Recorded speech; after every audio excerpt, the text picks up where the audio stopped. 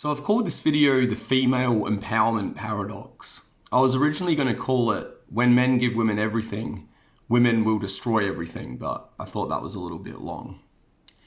But this video touches on an original idea that I haven't really heard discussed before. So as men, we like to think logically. We hear women complaining and we try to solve the problem that they're complaining about, both in our personal lives and also on a broader scale.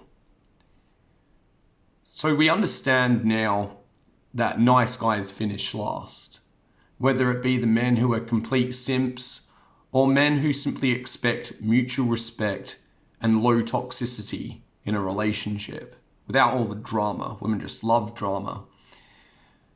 They don't want the arguments and complaining to find resolutions. They want it for the excitement. So in these relationships, the more the man does for his woman, the more he caters to her, looks after her, pays for her, the more likely she is to disrespect him, cheat, bleed him dry in family court, or cuckold him with another man's children. We seem to understand this truism very well in red pill spaces when it comes to personal relationships. However, we seem to overlook that this is only a phenomenon because of the macro social environment that is playing by the same rules. In a healthy society that's in touch with reality, where we recognize men are the apex sex and there are only two genders that you cannot decide, a man treating a woman well would be reciprocated, appreciated, and used to foster a healthy family dynamic. However, in a female prioritized society, women are programmed to resent men more the better that they treat women. A good man will challenge a woman's ego. She will have to admit she was wrong about believing all men being trash and accept that men are good and can be good. And she will have an ego death and have to change her worldview. But obviously women raised in the society are very stubborn and cannot admit when they were wrong, and will instead do mental gymnastics to try and justify how they feel. So all good men are seen as manipulative narcissists playing the nice guy persona, or as weak, or seen as low value men who just don't have any options, because if they had other options, why would they be treating you nice? So when we look at the cultures that introduced female empowerment, we see this dynamic playing out to a T on a larger, broader scale.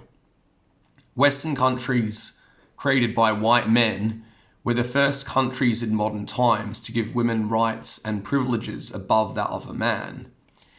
And who do feminists hate more than anyone else? White men. A lot of this was likely pushed on us by the people we can't talk about.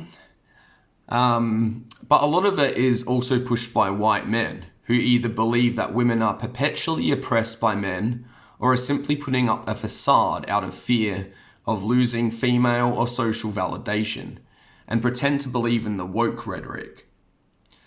As for the men who believe women were oppressed, they would have likely assumed that giving women more rights would have made them stop complaining and maybe the relations between men and women would improve. That's a logical way to think, right? They were giving women what they asked for, the right to vote, the right to work, the right to abort kids, and even discriminating against white men that gave them these rights in the first place in the name of DEI diversity hires.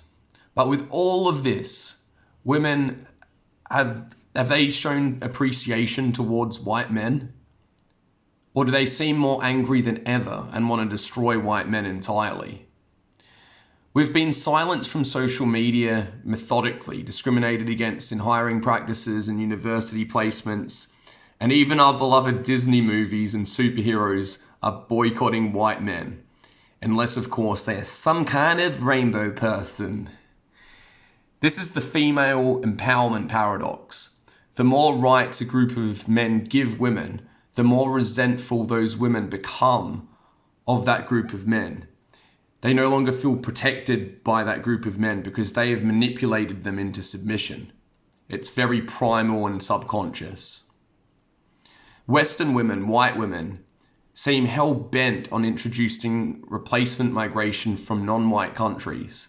Countries that have not given women the same amount of rights as men have given women in the Western countries. They're from countries where the patriarchy is alive and well. Even though they don't even find those men attractive, they'll often still get impregnated only to have the man leave so that the white taxpayers can pay child support in collective cuckoldry. Which is great from these women's perspectives because it helps destroy the group of men that they hate the most. It's because when women see men in their culture elevating women above themselves, they lose all respect for those men. Not just the women in the culture that I'm talking about, also a lot of foreign women as well. They see they are easily manipulated by guilt, gaslit into thinking they are constantly oppressing the women that they are elevating and blowing smoke up their ass.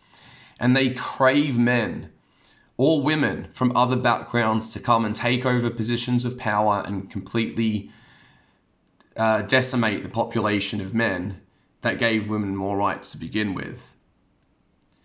It's basically a good deed going massively punished. It's like when you leave a toxic relationship with a woman, maybe you were being really nice to her because you felt sorry for her because she was like, not on your level.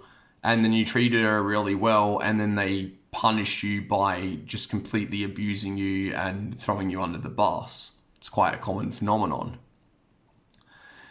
There's nothing women in Western countries hate more than a happy and successful white guy. That doesn't feed into the woke programming because those men are the only hope of that group of men. The simps and the betas and the cucks and the rainbow men, they're not going to save the West. And the women no longer respect that group of men and want them to be left out of society to go extinct. They want them banished. The more rights men give women, the more those women will lose respect for those men. Want them banned from social media. Want them to be unemployed because of discriminatory hiring practices. Hell, put in jail for their social media posts even. And the men are expected to shut up, do all the hard manual labor jobs that are the only ones that they can get if they don't have a bloody university degree. Pander to women apologetically until they completely outbreed or are completely outbred or are forced to move abroad. But even that's not enough because even those men are targeted by women too. They'll try and shame men that go overseas to find better quality women. They'll call men losers for not having comfortable, high-paying office jobs that they're not able to get because they're discriminated against. And even men that just want to be left alone and focus on themselves and peace because they've given up on women entirely will be targeted by women, calling them incels or misogynists or whatever word they can think of that assumes that all men are in constant desperation for female approval and will do anything to get a whiff. Anyways, those are my thoughts. I thought it was an interesting perspective. I've never heard anyone talk about this phenomenon before. I call it the female empowerment paradox. The more rights men give women, the more they hate and resent that group of men and will go out of their way to disrespect them and try to destroy them.